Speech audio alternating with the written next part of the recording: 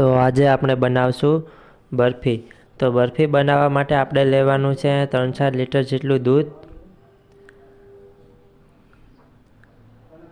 મેં અહીંયા ગાયનું દૂધ લીધું છે, તમે કોઈ પણ તમારા હિસાબથી લઈ શકો છો.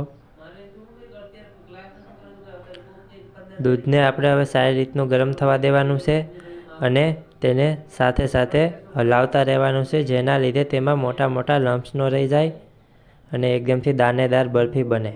એ માટે આપણે તેને ચલાવતું રહેવાનું છે જ્યાં સુધી ગરમ ન થાય ત્યાં સુધી.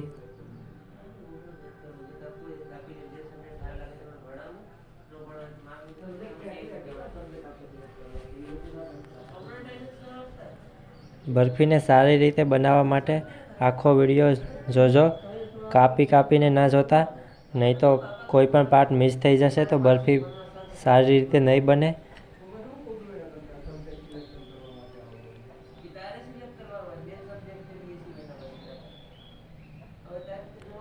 તમે જોઈ શકો છો ધીરે ધીરે દૂધ એકદમથી ઘાટું બનતું જાય છે.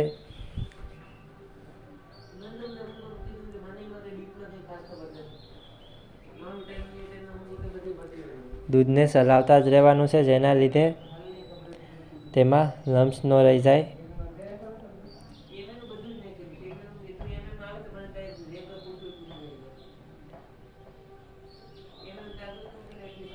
તો તમે જોઈ શકો છો દૂધ ઘાટું થતું જાય છે ધીરે ધીરે.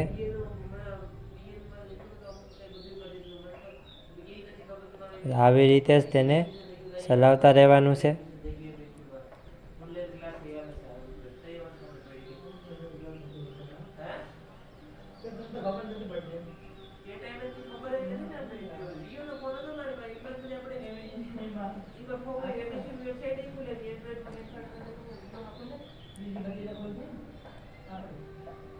તો તમે જોઈ શકો છો કે હવે દૂધમાં સારી રીતે ઉબાલ આવી ગયો છે.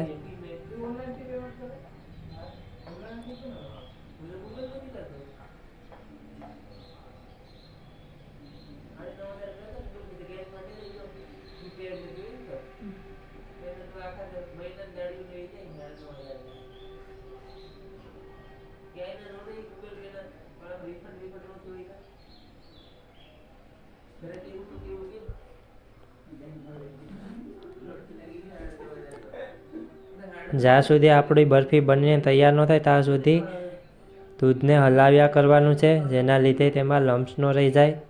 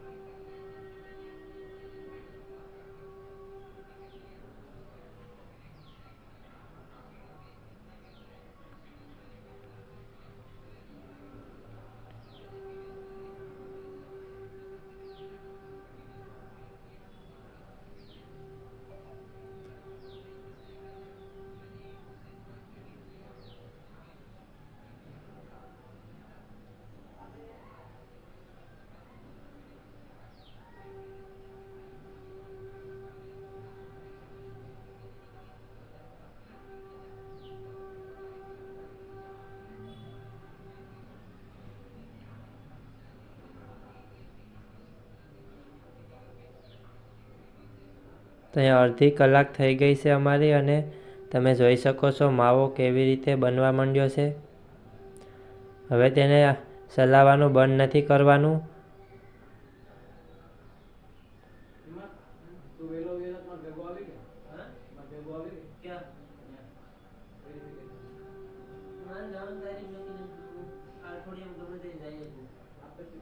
તમે જોઈ શકો છો એકદમથી દાણેદાર માવો બનવા માંડ્યો છે.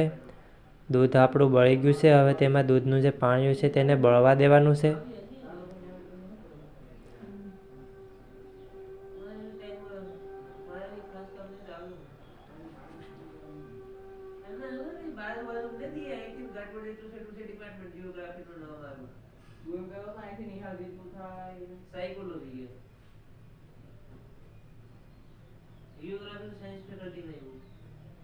હવે તમે જોઈ શકો છો એકદમથી માવો તૈયાર થવા જ માંડ્યો છે.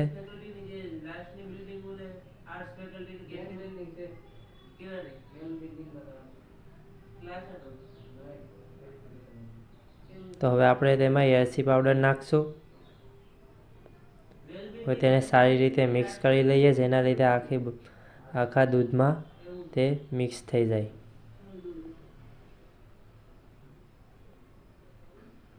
હવે આપણે અહીંયા દૂધને ચલાવતા રહેશું.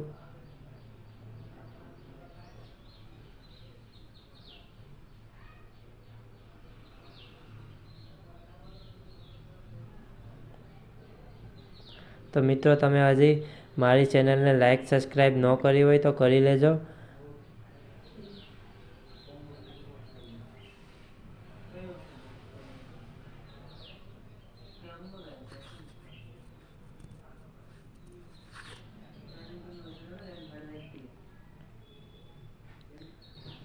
તો હવે આપણે અહીંયા નાખશું ખાંડ. તો મેં અહીંયા 2 કપ જેટલી ખાંડ લીધી છે.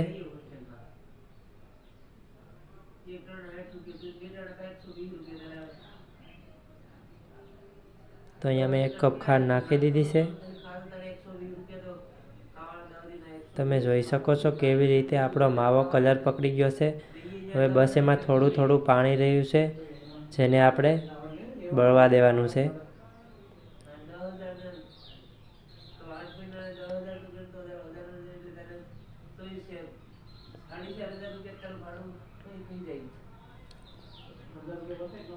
તો હવે તમે જોઈ શકો છો એકદમથી ગોલ્ડન બ્રાઉન થવા માંડ્યો છે આપણો માવો.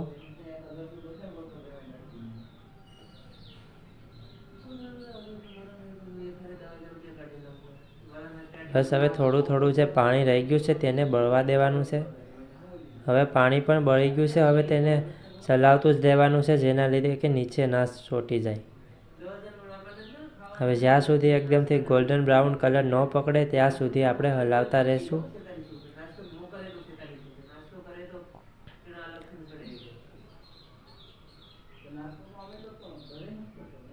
તો બસ હવે આપણી બરફી બની જ ગઈ છે. બસ હવે તેને થોડી વાર આપણે પાકવા દઈશું, જેના લીધે કે કલર એકદમથી સારો પકડી લઈ.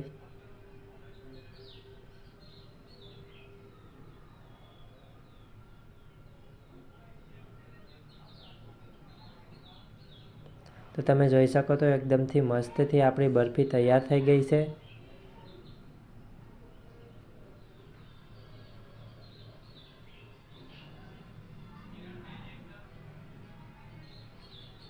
તો હજી તમે લોકોએ ચેનલને લાઈક સબસ્ક્રાઈબ ન કરી હોય તો કરી લેજો, જેનાથી મારા આગળના વિડીયો તમારી ચેનલ ઉપર આવી જાય. તો હવે તમે જોઈ શકો છો કે અમારી બરફી એકદમથી તૈયાર થઈ ગઈ છે. તો હવે આપણે તેને એક થાળીમાં કાઢી લેશું.